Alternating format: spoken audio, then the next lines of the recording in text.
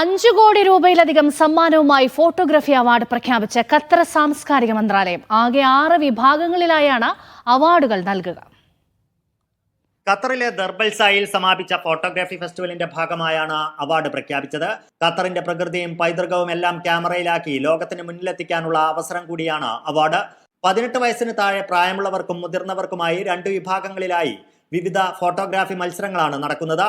18 വയസ്സിൽ താഴെയുള്ള ഖത്തറി റെസിഡൻസിന് വേണ്ടിയുള്ള മത്സരത്തിൽ 30,000 റിയാലാണ് ഒന്നാം സമ്മാനം. മുതിർന്നവർക്ക് 5 ഇനങ്ങളിൽ മത്സരം നടക്കും. ഖത്തറിന്റെ സൗന്ദര്യം പകർത്തുന്ന ഖത്തർ വിഭാഗം, 6 മുതൽ 10 ഫോട്ടോകളിലൂടെ കഥ പറയുന്ന സ്റ്റോറി ടെല്ലിംഗ്, ഖത്തർ ഫോട്ടോഗ്രാഫി സെന്ററിൽ നിന്നും പരിശീലനം നേടിയവർക്കുള്ള special category, video category, colour black and white ചിത്രങ്ങൾക്കായുള്ള ജനറൽ കാറ്റഗറി എന്നിവയാണ് മത്സര വിഭാഗങ്ങൾ.